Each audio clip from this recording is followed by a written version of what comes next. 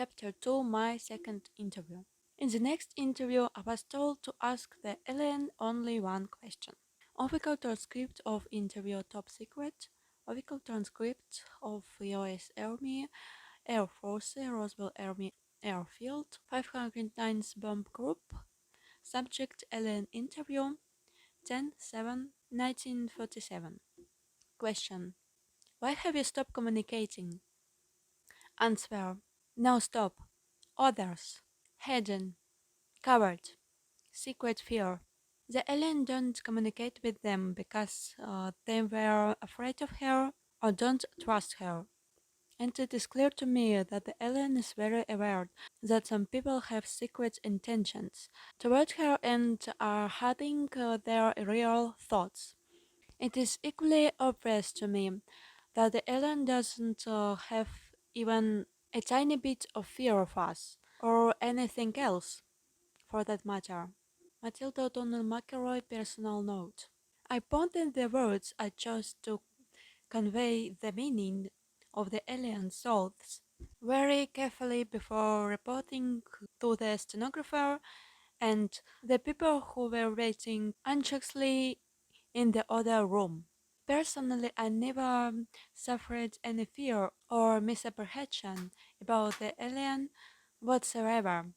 I was very curious and excited to learn anything and everything I could about her and from her. However, like the alien, I don't have much trust of confidence in the agents or authorities who were controlling my interviews.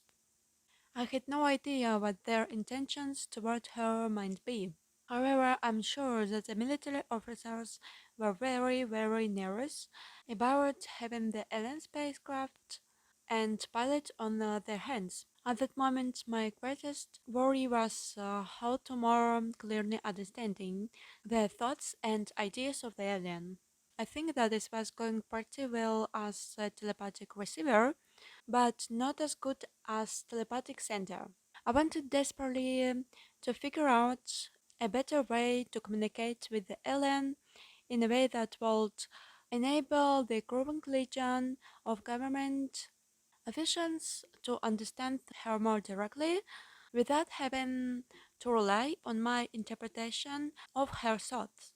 I didn't feel very well qualified to act as interpreter, yet I was the only person with whom the alien would communicate, so it was up to me to get the job done.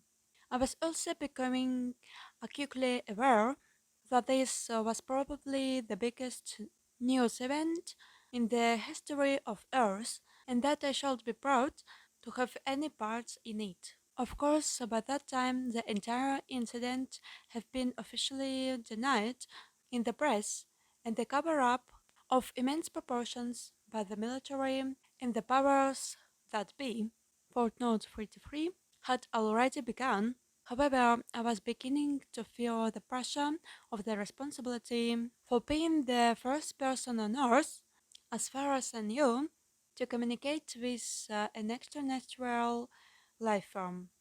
I think I know how Columbus, footnote 34, must have felt where he discovered a new world the size of the continent on one small planet. But I was about to discover an entirely new, unexplored universe. Footnote 35. Right, I waited for my next instructions from my superiors.